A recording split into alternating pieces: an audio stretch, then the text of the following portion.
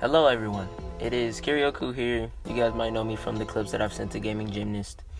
But I'm here today because Gaming Gymnast has asked me to give my opinion on what I think should be added to Parkour Flight 1 and 2 and to Fliprange, or to any other new game that is in development right now. So let's get straight into it. Character customization.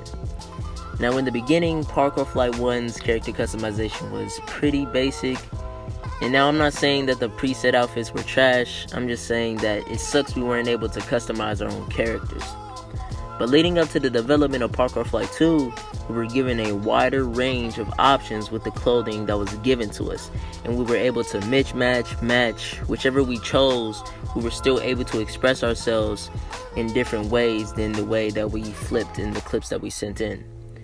And leading up to the development of Fliprange, most players did get what they asked for, with the skin tone change and the change of hair color, but we were still held back by the outfit presets. Now, my solution to this problem would be to give players more hairstyles and other accessories like gloves, wristbands, shoes, socks, tattoos, knee braces, capes, necklaces, joggers, sweatpants. Give players more things to grind for so that it'll keep them coming back for more. Next up, we have map selection. Now, this one's pretty obvious, but I'd like to get a bit more in depth. Now, the maps in both Parkour Flight 1 and 2 are pretty decent, but compared to Fliprange would have to take the cake. And the only reason I said that is because of the many trick variations you can do on each map. And don't get me wrong, both Parkour Flight 1 and 2 have great looking maps, but the variation possibilities are lower because of the way the maps are set up. If the devs were to make more maps that supported the in-game mechanics, this will give core players more room to work with, and furthermore expanding the player base. And also, imagine having this and doing tricks off of this landing onto a plank, or doing tricks off of this and landing and just going off of walls and stuff. Like, they could have done so much. And this is one of the devs' games too. So think about that. Now we move to flips.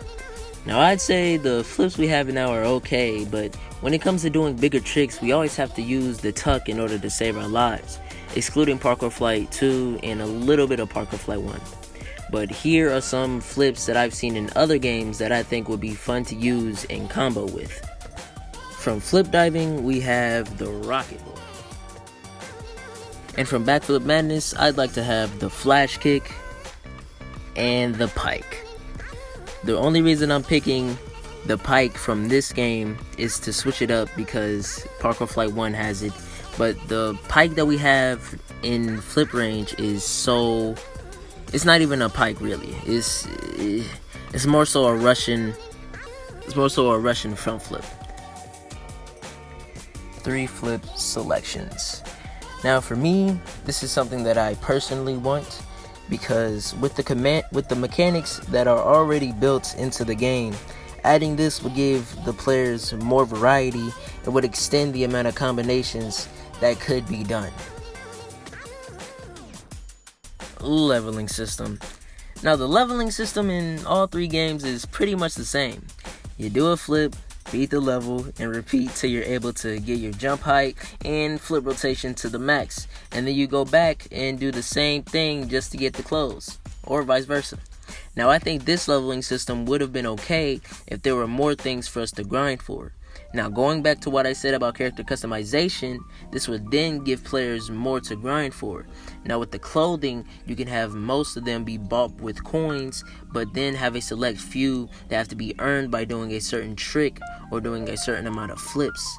This will give players that sense of strive, and when they obtain the clothing they grinded for, they'll feel a sense of achievement, and with that comes a core fan base for the games, furthermore expanding it. Now, the number one thing that I think should be added to these flip games is PvP. Now, this is something that I think will most definitely get more people playing. letting the players face off to see who's better or to show off what they can do is a huge stamp in the flipping community anyways.